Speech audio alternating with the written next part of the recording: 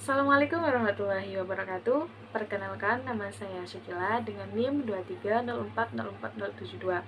Di sini saya akan membuat tugas video tentang aspek-aspek perkembangan peserta didik.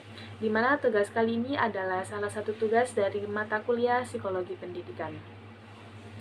Di sini saya akan menjelaskan tentang aspek-aspek perkembangan peserta didik, di mana aspek perkembangan peserta didik ini ada 6. Yang pertama, aspek perkembangan fisik. Yang kedua, aspek perkembangan emosional. Yang ketiga, aspek perkembangan kognitif. Yang keempat, aspek perkembangan bahasa. Yang kelima, aspek perkembangan sosial. Dan yang terakhir, yang keenam, yaitu aspek perkembangan kepribadian. Selanjutnya, saya akan menjelaskan dari masing-masing aspek tersebut, di mana yang pertama yaitu aspek perkembangan fisik. Aspek perkembangan fisik ini adalah proses sistematis yang mencakup pertumbuhan tubuh termasuk tinggi, berat, dan perkembangan motorik. Hal ini melibatkan kematangan sistem saraf otot dan tulang serta berpengaruh pada kesehatan dan kesejahteraan anak secara keseluruhan. Selanjutnya yaitu fase-fase perkembangan fisik. Menurut Arnold Gesell, mengembangkan teori tentang perkembangan fisik peserta didik dibagi menjadi 5. Yang pertama yaitu fase bayi, dari umur 0 sampai dengan umur 1 tahun, di mana yaitu koordinasi motorik mulai muncul, bayi belajar menggenggam dan merangkak. Selanjutnya yang kedua yaitu fase balita, dari umur 1 tahun sampai dengan 2 tahun, yaitu kematangan fisik dan mental meningkat, anak mulai berjalan dengan dukungan. Yang ketiga yaitu fase prasekolah, di mana pada usia 3 sampai dengan 5 tahun, yaitu keterampilan motorik halus dan kasar mulai berkembang.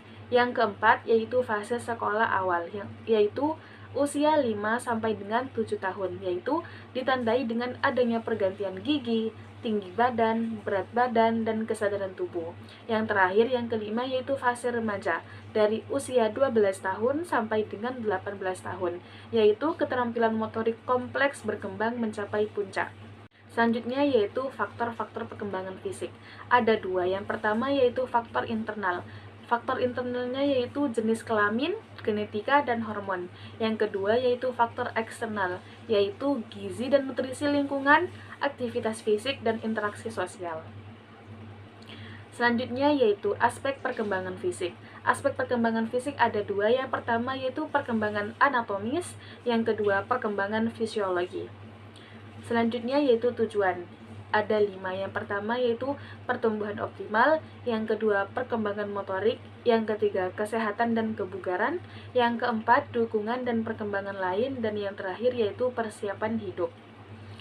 Selanjutnya yaitu fungsi. Fungsi ini ada 5, yang pertama peningkatan kualitas hidup, yang kedua meningkatkan prestasi belajar, yang ketiga pencegahan penyakit, yang keempat peningkatan kepercayaan diri, yang terakhir yaitu pengembangan keterampilan sosial.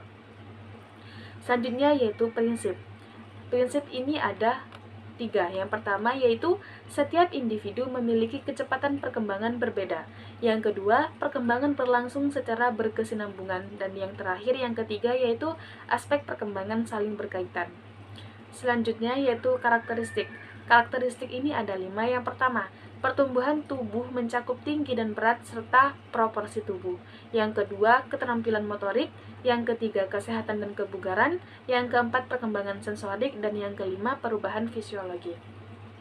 Nah, di sini di aspek perkembangan fisik ada tipsnya, yaitu ada 5. Yang pertama, mendukung perkembangan fisik. Yang kedua, makanan bergizi dan seimbang. Yang ketiga, pastikan anak cukup tidur. Yang keempat, dorong anak aktif berkembang. Yang kelima, yaitu rutin cek kesehatan dan tumbuh kembang. Selanjutnya yaitu aspek yang kedua, di mana aspek yang kedua ini adalah aspek perkembangan emosional. Aspek perkembangan emosional adalah proses psikologis yang melibatkan perasaan dan berkaitan dengan respon terhadap sesuatu rangsangan, baik internal dan eksternal, yang diungkapkan melalui wajah dan tindakan. Selanjutnya ada faktornya. Yang pertama yaitu faktor internal. Ada 3. Yang pertama yaitu pengalaman pribadi, yang kedua temperamen, yang ketiga faktor kematangan. Selanjutnya faktor eksternal ada 4. Yang pertama lingkungan keluarga, yang kedua sekolah dan teman sebaya, yang ketiga pengaruh media, yang keempat faktor belajar. Selanjutnya yaitu macam-macam emosi. Ada emosi positif, negatif, dan emosi campuran. Yang pertama yaitu emosi positif, ada 6. Yang pertama yaitu kebahagiaan, cinta, rasa syukur, damai, antusias, dan kenikmatan. Untuk emosi negatif di sini ada 7. Yang pertama yaitu kemarahan, sedih, ketakutan, kecemburuan, kebencian, jengkel, dan malu. Selanjutnya yaitu emosi campuran. Emosi campuran ini ada 2, yaitu nostalgia dan kejutan.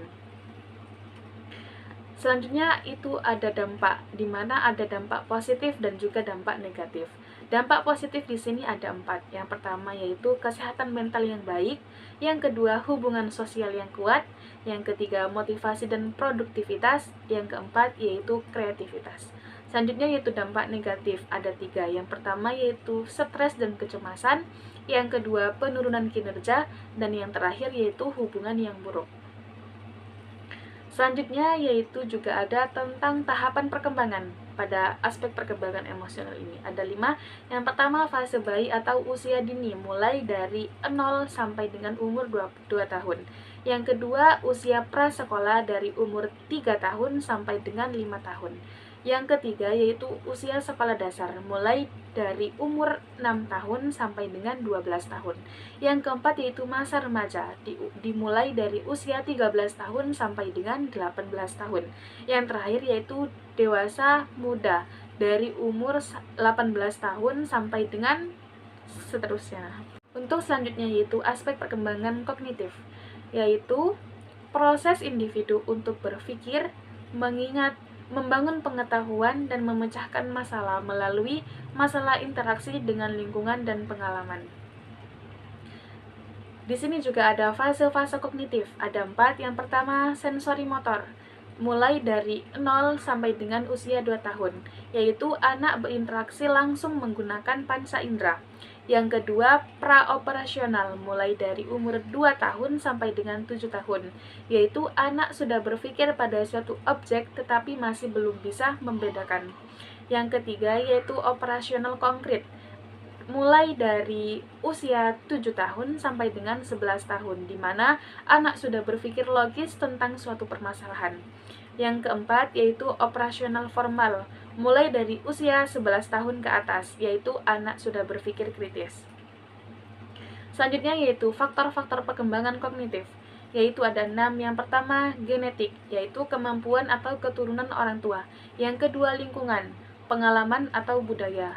Yang selanjutnya yaitu pendidikan, kualitas pendidikan. Yang keempat, minat dan bakat, yaitu personal atau diri sendiri. Yang kelima, kebebasan atau memilih. Yang keenam, yaitu kematangan, di mana nutrisi, gizi, dan emosi psikologi kritis. Selanjutnya yaitu konsep perkembangan kognitif. Ada 6. Yang pertama yaitu skema atau kategori pengetahuan. Yang kedua, adaptasi, yaitu pengalaman karena interaksi. Yang ketiga yaitu asimilasi, yaitu pengetahuan baru. Yang keempat, akomodasi, yaitu penyesuaian dalam pengetahuan baru. Yang kelima, keseimbangan, yaitu menyeimbangkan tuntutan dalam keinginan. Dan yang terakhir yaitu organisasi atau menggabungkan ide. Selanjutnya yaitu fungsi perkembangan kognitif, ada 5. Yang pertama perhatian, yang kedua memori, yang ketiga bahasa, yang keempat pengambilan keputusan, dan yang terakhir yaitu problem solving. Di sini juga ada contoh dari aspek perkembangan kognitif, ada 8. Yang pertama respon, yang kedua mengenal, yang ketiga mengungkapkan, yang keempat mengikuti instruksi, yang kelima berhitung, 6 mengetahui, 7 mendengarkan, dan yang terakhir yaitu membaca. Untuk aspek selanjutnya yaitu aspek perkembangan bahasa. Aspek perkembangan bahasa merupakan suatu proses dinamis yang terjadi seiring dengan pertumbuhannya individu. Untuk tahapannya sendiri ada 7. Yang pertama yaitu bahasan awal, mulai dari usia bayi. Yang kedua tahap prangwistik, yaitu mulai usia 0 sampai dengan 13 bulan. Yang ketiga yaitu pengucapan satu kata, yang keempat pengucapan 2 kata, yang kelima pengembangan gramatika, yang keenam mendekati gramatika orang dewasa, dan yang ketujuh yaitu kompetensi lengkap mulai dari usia 11 tahun sampai dengan dewasa. Di sini juga ada gangguan dalam perkembangan bahasa anak, ada 4. Yang pertama, kelemahan dalam menggunakan kosakata, yang kedua lamban menggunakan suatu bahasa, yang ketiga berbicara yang tidak teratur dan tidak terstruktur, yang keempat sulit berkonsentrasi dalam menerima suatu kata atau bahasa dari orang tua atau guru. Di sini juga ada tahapan perkembangan bahasa berdasarkan usia. Yang pertama, tahap perkembangan bahasa anak, mulai dari usia 1 tahun sampai dengan 6 tahun, yaitu kemampuan memahami. Yang kedua, perkembangan pada usia mulai dari 0 sampai dengan 12 bulan, di mana perkembangan bahasa anak lebih dominan terkait dengan suara-suara. Yang ketiga, perkembangan pada usia 1 tahun sampai dengan 2 tahun, di mana anak mulai memahami arti dari sebuah kata dan mulai bisa mengucapkan beberapa kata. Yang keempat yaitu perkembangan pada usia 2 tahun sampai dengan 3 tahun, di mana anak sudah mengalami perkembangan bahasa dan mulai pesat.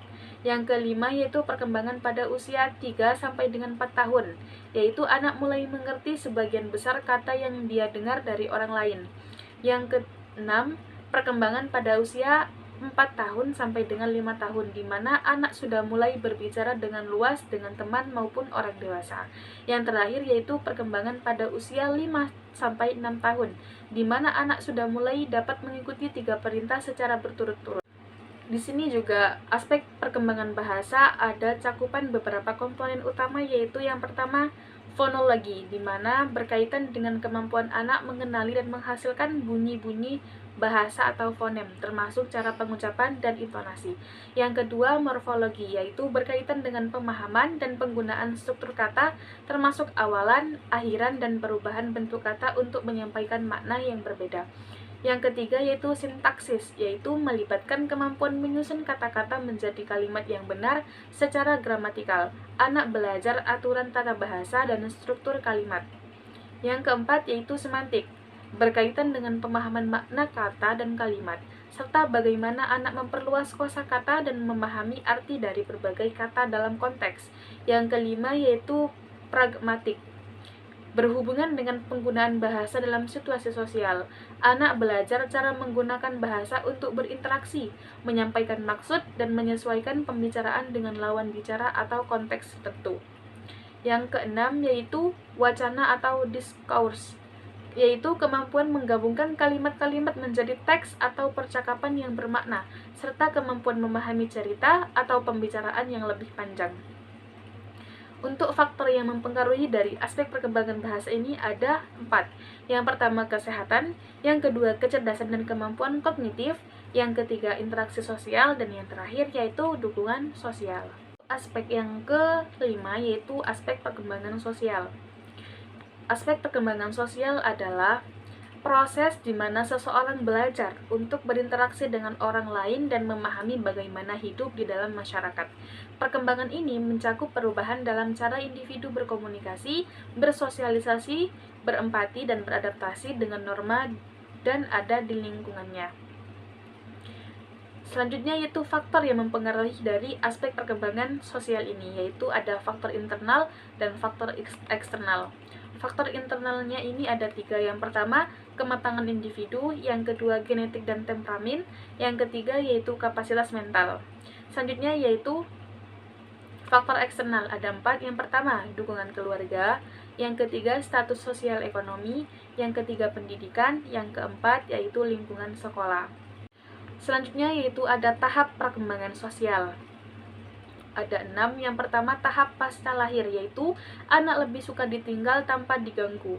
Yang kedua tahap mulai usia 1 bulan sampai dengan 3 bulan, yaitu anak sudah merasakan kehadiran ibu dan memandang ke arah ibunya bila ibunya mendekat. Yang ketiga tahap 6 bulan, jika akan diangkat, anak akan mengulurkan kedua tangannya. Yang keempat tahap 9 bulan sampai dengan 12 bulan, yaitu pada tahap ini anak sudah mengerti kata tidak, melambaikan tangan, dan bertepuk tangan. Selanjutnya yang kelima yaitu tahap 18 bulan sampai dengan 21 bulan. Anak sudah dapat berbicara bebas pada diri sendiri, orang lain, bahkan dengan mainannya.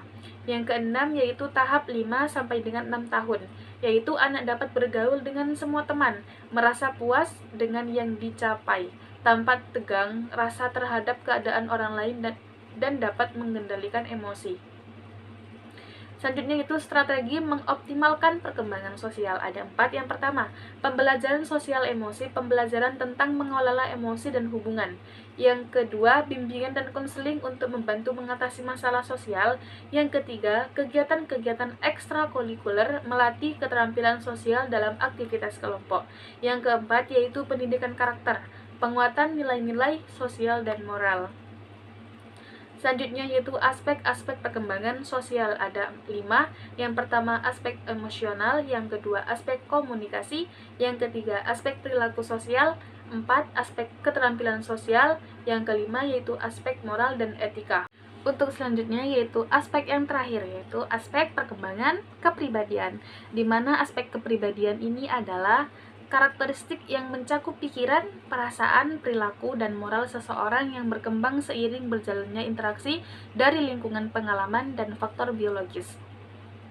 Untuk fase perkembangan kepribadian ada banyak.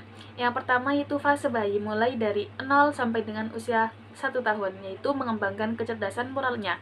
Yang kedua, fase balita, mulai dari usia 2 tahun sampai dengan 5 tahun.